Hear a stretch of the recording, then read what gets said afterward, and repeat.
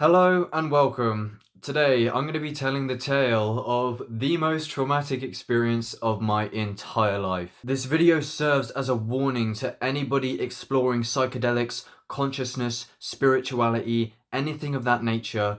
Be fucking careful. I have not really found anybody who can relay and warn against the depths of consciousness. I was not ready. If you're exploring psychedelics, especially in the high doses, you are yet to experience something of this depth. Prepare yourself if this is the path you're going down. Words will never do it justice, but I will try my absolute best to take you along the journey of an experience that completely blew a hole in my reality perception. It completely turned everything inside out, upside down, and twisted for months. So trust me, unless you've really gone into the depths of your mind, especially on a heavy psychedelic experience where you literally face your death in the face and it's beyond that, literally the fabric of existence you get entangled into, prepare, be careful, because nobody can explain, words will never do justice, the depth of existence. I believed I knew what I was getting myself into. This couldn't be further from the truth. I had been researching psychedelics, mind, meditation, spirituality and that for a long time, but there's one phenomenon that you'll be familiar with if you've also been on this journey. The map is not the territory. Just because you've heard someone on YouTube talk about this shit, even me right now, you don't fucking understand. And I'm not patronizing you, even I don't understand. I've had up to 40 of these experiences. I'm still discovering new depths all the time. As soon as you think you've seen it all, there's more to see, and it's infinite. These depths are beyond anything that you can imagine right now. Anyway, enough chatting shit, let's begin. So, set and setting. This is one of, if not the main thing to take care of when going into a psychedelic trip. Set and setting entails your entire life. Where are you physically, externally, and internally? Where are you mentally? Are there things that you've been brushing off to the side? Are you been ignoring your problems? Do you have bad habits? You don't want to be surrounded by people you don't know. You maybe want to have a trip sitter with you, which I did not have. The only other being that I had with me was my dog, Luna, which was incredibly irresponsible. And again, this just shows how ignorant I was and unaware I was of where I was going to be going after ingesting this massive dose at such a young age. I'm a skinny teenage boy. No wonder this slapped me so fucking hard, because I didn't have any weight to me either. But I don't want to ramble on about set and setting. Long story short, I did not take care of this and I was completely ignorant. I had no fucking idea what I was getting myself into, but I thought I did, and this is why I got my ass chewed. So what was my set and setting? A 17-year-old boy getting interested in psychedelic spirituality and the nature of reality, and this really became my obsession. So I woke up on a Saturday morning and I had the entire day free. As I say, I was alone in my room with my dog Luna. However, my sister was messaging me on Instagram that she might be coming over with her boyfriend. I barely even really knew her boyfriend at the time, and I didn't really have much contact with my sister. You want to know who's in the fucking house if you're doing a 7-gram mushroom trip, but I didn't. I wasn't even sure if she was going to come over, and then I ingested the 7 grams. My plan and intention going into this trip, I remember very vividly. Fuck it, I'm going to take 7 grams, finally have a heroic dose, talk to the aliens, meet the self-transforming machine elves, explore the higher dimensions of consciousness. This couldn't be further from what was the result. I didn't really have any idea about having a bad trip. I'd never had a bad trip, so I didn't really have anything to reference to. I'd only had 2 mushroom trips, and they'd only been positive experiences, and because I was young and ignorant and fairly new to the psychedelic scene, I wasn't like scared, or I didn't really think about having a bad trip at all. So here I am, I'm eating the 7 grams, listening to Alan Watts and Terence McKenna and that on the TV, talking about wisdom, consciousness, and the nature of reality. I'm having a good time, I'm quite optimistic for the experience. Everything is going normally. I remember just laying down in my bed, and I think this is something to be careful about. I'll make a video about how to avoid bad trips in the future, but let me show you. This is what I do now, and you can see this in previous trip reports on my channel. I leave notes around my house to remind yourself that you've taken a drug. If possible, you get into such a thick delusion. I've had bad trips where I've had people talking to me in my face, telling me, wake up, you've taken loads of mushrooms, but there's nothing that I can do. Now, the thing about laying down is mind equals physiology equals mind. Maybe it's not a good idea to just lay in bed. Your breathing can become very shallow. There's something about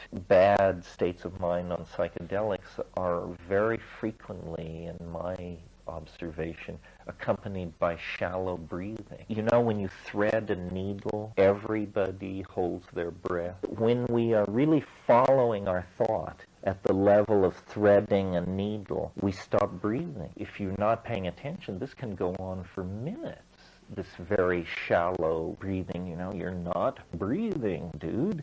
So, deep breathing, singing, do a fucking roly-poly, do a handstand, get in a cold shower, get in an ice bath, go for a run, shock yourself back in your body. Do something to alter your physiology, because it's all connected. If you eat shit food, you're gonna feel shit mentally. It's the same thing. When I do the Wim Hof method, all of my psychological problems seem to disappear for a moment. It's not all in the mind, it's also in your body. It's not something that you can think your way out of, rationalize your way out of. Sometimes you need to take deep breaths and become present. If I had a negative thought back in the day, I would follow it. I was completely ignorant of disassociating with your thoughts and your emotions. So here I am, an innocent, ignorant, 17-year-old skinny boy laying in bed, just ingested 7 grams of magic mushrooms. Maybe 17 grams will come in the future. So how did the experience go south? So I just remember being in like a dreamy state. I was laying down, staring at the reflection of my lava lamp was on the ceiling and it was making like a wavy mystical light and it looked pretty cool, and I was just enjoying myself listening to these philosophies on the TV, and then I needed a shit, and this is when things went south. So I was sat on the toilet having a shit, as you do. I think I had a few negative thoughts. I didn't think too much of it. I had my elbows on my knees with my hands in my face, and I remember just thinking at some point, this is kind of bad. I felt weird and bad, but I was still in like a very weird, dreamy, low energy state, and I just go, this is kind of bad. And I remember like falling through my hands, looking at the floor and the bathroom and that around me. I don't remember the rest of the shit. That's like the only memory I really have, is realizing that this is kind of bad. Whatever that entailed, I wasn't exactly sure yet. And then I remember laying in my bed. So I don't remember every detail. I don't remember the exact progression into the existential terror. But what I do remember is at some point, I found myself inhabiting a new realm, a new reality. What were the characteristics? First of all, let's go to the visuals, because I think the visuals do justice to what I was feeling inside. I was expecting to be flying through hyperspace of colors,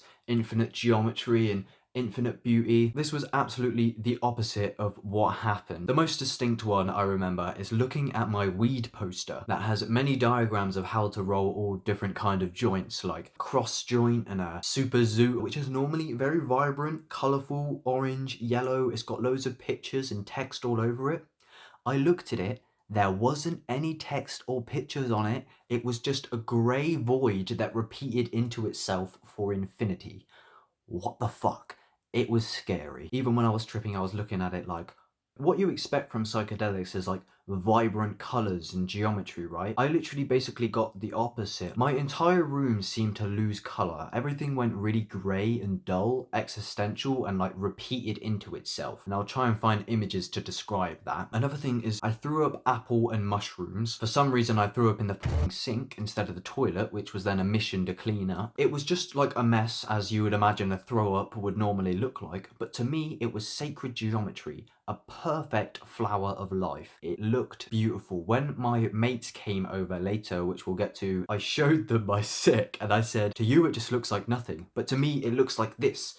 I guess that's the only way I could describe it to them. Pure geometry, and it looked like I was looking at the true nature of reality. My room was twisted and demented. I remember my door, it was open. The top of the door was like boom across my room. That sound that I just made is the expression of the emotion of the visual. Like, that's what the room sounded like. It was like there wasn't actually any sound, but if I could give the room a sound, I don't know, I can't describe it. But yeah, I was looking at my door anyway, and it was like stretching over my entire room. Instead of it just being a normal rectangle, it was like and it was the same with all the corners of my room and shit. It was all like slanted. Like if you had a square and you got the two opposing corners and squished them in and it became like a diamond, That's what was kind of happening to my room. I didn't see it like morphing. My room was just twisted and demented. It was so strange. Another sacred geometry hallucination, Metatron's cube. This shape was in my visual field with no other details. This shape was like following me around, kind of. It wasn't my entire visual field, but I could always see it behind everything. It was just there, like the single shape in front of me. And I don't know if this was like the true nature of reality, or it was because I'd already been aware of this shape and it was like programmed into my subconscious mind. The same with the sacred geometry that I threw up in the sink. But all I know is it was there and it was real. And it was very tormenting. It was just there to make me fearful because it was like I was being followed by this shape. It was weird. So yeah, there wasn't really no like hyperdimensional super sacred geometry visuals. It was like the opposite of that. So let's get into how I actually felt during the experience. Where do I begin? What I felt is that I discovered the ultimate truth of reality, the meaningless present moment. Every idea was a bad idea because everything would return me to the present moment. If you think life is going somewhere, like you're progressing existentially towards something, it's never going to be anything but the present moment. There's nothing to really argue with because any concept or idea you come up with, you can't experience that or think of it outside of the present moment. So the present moment is the end of everything. There is no 5 years, there is no 10 years, there's only this now. So it made everything ultimately pointless. The realization of consciousness and reality existing at all was way too much for my ignorant mind to bear. The fact that anything was conscious at all was absolutely terrifying. Existence is inherently terrifying. There's physical pain, emotional pain. It's not to just be pessimistic and focus on those things, but it's like, fuck, it's really kind of scary to be alive. You don't know what the fuck anything is existentially. If you keep on asking questions, we don't really know what anything is. We have no idea about the origins of reality and consciousness. You're thrown into this matrix of exploding energy and you're just sat at the end of it trying to comprehend it. And this all kind of hit me as like an intuition in this trip. Now it's important to note, I had 2 mushroom experiences before this experience a few weeks prior. Both of these experiences, I had this tiny inkling in the back of my mind going, I don't know if I want to be conscious, because psychedelics open the floodgates of information where you're overstimulated. You can't close your eyes or run away because you are the experience. It's directly happening in your consciousness. Unless you're going to take a trip killer, you cannot escape the experience. In these previous trips, I kind of thought, I don't know if I want to be conscious of this experience. I didn't go into the depths of that. It was just in the back of my mind. It was so overstimulating that it was inescapable and too much, and it was like, maybe I'd rather if there was just nothing at all because it's too complex. So this fear in the back of my mind blew up and took over. So I think this is something that I had to deal with. This is why I'm grateful for this experience, because I don't ever believe I will revisit this realm because I've dealt with these demons now, and this is why psychedelics can be so useful. So this fear of not wanting to be conscious took over my entire reality. At this point I decided I'd much rather not be conscious at all. So I thought, fuck it, I can't do this. I decided that I had to kill myself. This was the end of my life for me. There was nothing else I could do. And I remember realizing this. So I was really depressed back in the day. I'd have a revelation in spirituality and self-help, and I'm feeling so great and optimistic about my life. I'm ready to meet the aliens and the entities and explore my new passion of psychedelia and the mind and spirituality. I take them, bang. What a shame. All of this that I wanted to do with my life. What a shame it has to end now. What a shame I've realised. It was very painful. It was at this point where things really kicked off. My reality got taken over by these tormenting songs, and I began to sing for hours. This is why I'm scared to take a high dose of psychedelics. If I get into this state again, who knows? I might be shouting, I might be singing, I might be running. I was not really conscious of the physical external world. I was laying in bed going,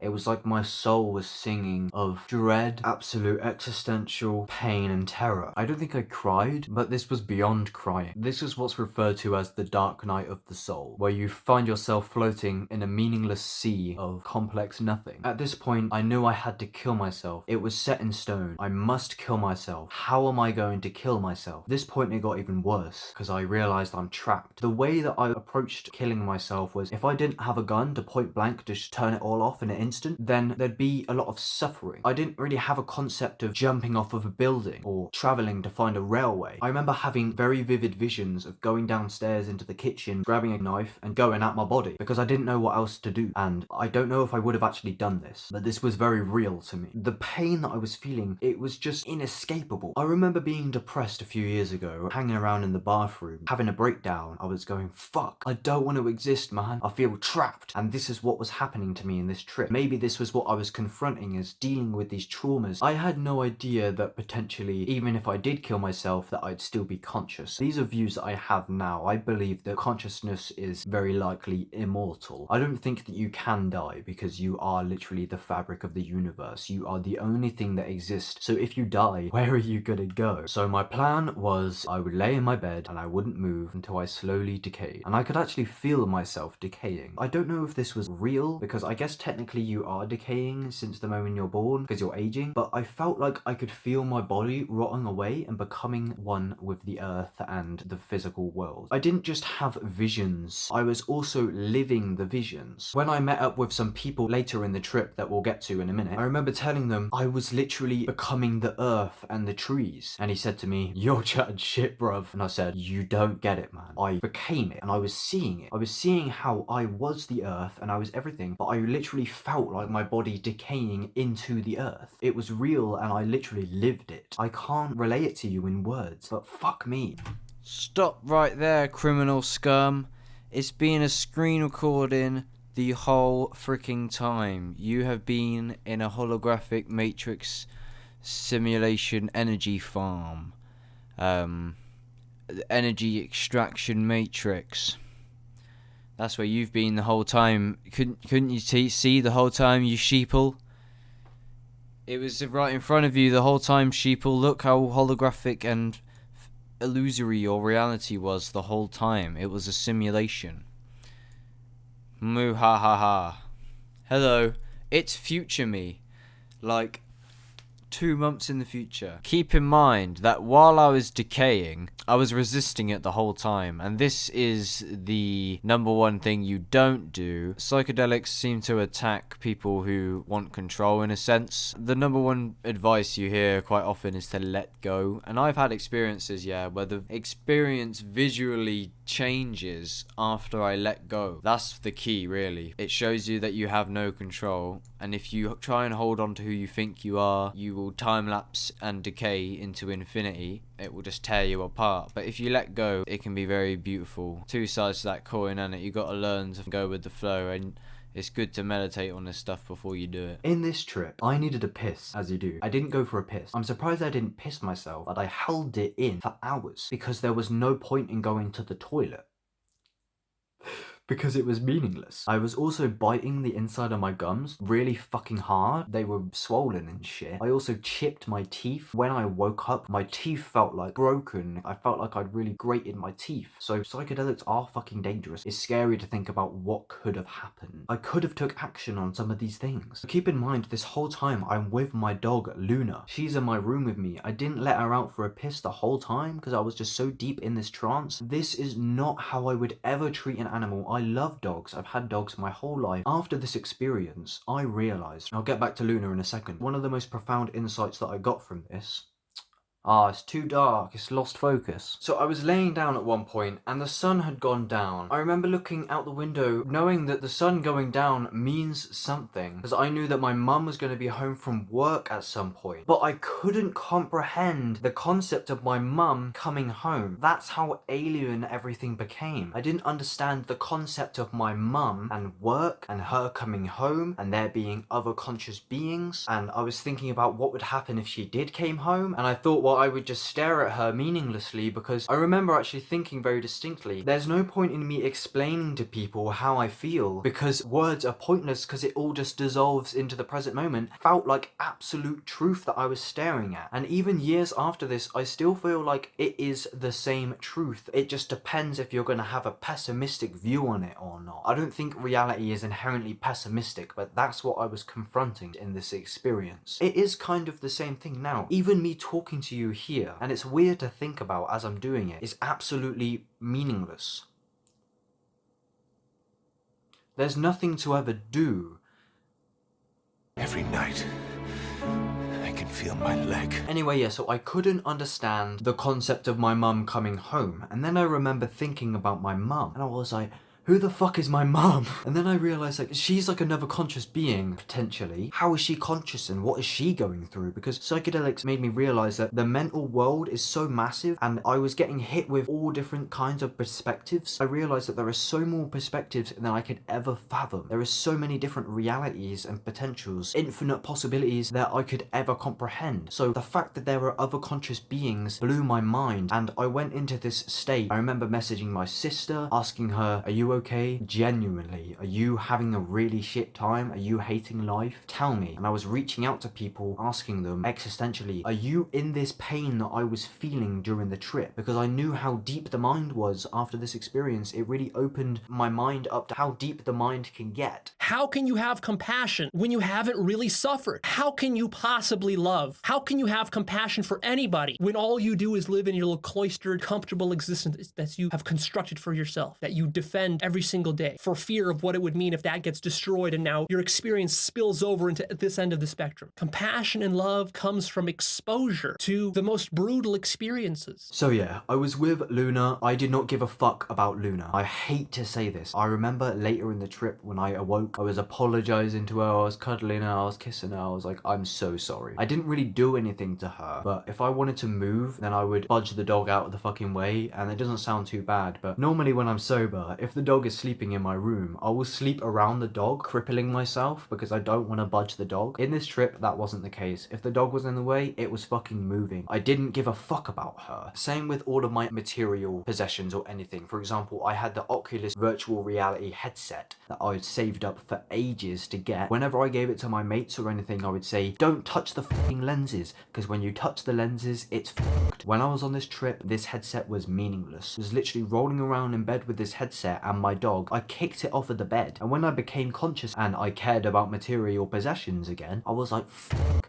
How did I not give a fuck about this? And the same in another bad trip I had. I kicked the PlayStation off of the fucking bed and it didn't matter to me. Same with Luna, same with my family. I hate to really admit that. This was the reality, the state that I was in. Nothing mattered. My plan was when my family got home, I would lay in bed and slowly decay in front of them and just shrug my shoulders. There's no point in talking. It's all meaningless. When you get into this state, and I still have this recently, even with the knowledge that you do come out of psychedelic trips, when you're in them, even if you're about to be out of the trance within a few hours, you really feel like there is no escaping this truth that you've confronted. You see something and now you can't unsee it, but the majority of the time you do unsee it and you do forget. So I'm sat there contemplating and envisioning how I'm going to kill myself, and then bing bong, someone's at the fucking door. As soon as this happens, I realize, oh my god, there's an external physical world. I awoke. My dog started barking and running around. It took me a few seconds to really realise, holy fuck, there's an external world still. Where have I been for the past 10 hours? I get up, I quickly go to the bathroom window, I open it, my mind is racing, I'm like, fuck me, where have I been? My mates are down there, my best mate Reese and my other mate Josh. He's looking up at me and they go, yo G. I look down at them and I've got the most terror on my face I can imagine, because it was so real. This emotion I was feeling was so massive. I was looking down at them and I was like, nah. And they were looking at me like, what? And I was like, nah. Because keep in mind, I'd literally just been confronting my fucking death and it was the most real and painful thing in every aspect. Try and feel into what I'm saying, because words will not do it justice. And they entered the house. I'm sat on the stairs, alright? They're talking to me. They're like, what happened? I said, I took loads of fucking mushrooms. I've only just woke up when you rang the doorbell. I have no idea where I've been. They said, well, what happened? I said, I was singing these tormenting songs. I knew I had to kill myself. I was becoming the earth. I became the trees and the ground. They looked at me and said, you're chatting shit, mate. And I said, nah, you don't get it, man. I literally became the fucking earth. And I talked to them for a while and they helped bring me back to reality. And then the stupidest thing in the world happened, and this was very funny, but oh my fucking... So keep in mind that I'd literally just faced my death for like 10 hours, okay? And I'm still tripping. I was looking at my mate and his face was getting skinny and fat, and stretching up and down. It all still looked like it was his real face, but I was seeing it with a million different pairs of eyes. So I was still very fucking gone. One of my mates was like, "Oh bruv, do you want some food?" And it's very nice of him to offer, but I was so gone, I was like, "I don't know, man, yeah, whatever." Right, I don't think he understood the depth of my predicament. He was like, "Alright, let me see what I can make you." I'm like, "Yeah, whatever, man." He keeps like talking to me while he's making the food on the other side of the kitchen, while I'm there contemplating my whole existence. Understand, I don't really give a fuck about what he's doing, right? A minute ago, it was to the point where I didn't give a fuck about my existence or my family's, and I'd literally decided that I was going to kill myself and there was no way out of that. I'm not really going to be paying attention to my mate because I was literally at the end of my life, so it's going to take a little bit to come back from that. I'm not just going to come back and be like, "Oh yeah, bro, go on then, what are you making? What's for dinner?" So if anyone was to talk to me about anything else, even if they said to me, "Oh bro, did you hear about we're in lockdown now due to coronavirus?" I wouldn't even really hear it because I'm still fucking gone and trying to come back from whatever the fuck just happened to me. So he's over there making stuff, he's still talking to me. "What do you want, bro? What do you want?" I'm just like, "Whatever, man." Then he comes to me like 20 minutes later with a cold bit of white bread with cold cooked mushrooms on the top of it with ketchup. Let me say that again. A bit of plain white bread with cold mushrooms on it with ketchup. What kind of fucking meal is that? Anyway, I said to him, "Let's roll a zoot." We rolled a zoot. We had a zoot in the shed. We talked about my experience. I didn't have anything else on my mind. I was just shaking with terror. I was expecting my mum to come home any minute, so I told them, "You're gonna have to leave. I need to go into my room and I need to like figure out where I've been, try and figure out what the fuck had just happened to me." So they left, and a few minutes after they left, basically straight away, my mum came home. I was in my room at this point. I don't think I was really doing anything. She was like, "Hi," and I was like, "Hi, you're alright?" She was like, "Yeah, good, whatever." She went in her room, she came back in my room a second later. She said, "Where's my Fire Stick?" It's like the thing you put in the TV to get YouTube and shit on there. She said, "Where's my Fire Stick?" I said, "I don't know. I took loads of mushrooms. I do not know where your Fire Stick is. I must have moved it around while I was tripping, but I have no idea where it is anymore. I'll try and find it. Sorry, I'm still coming back to reality." She was like, "Oh, I wish you wouldn't do stuff like this." I said, "I'm sorry, I'll never do them again."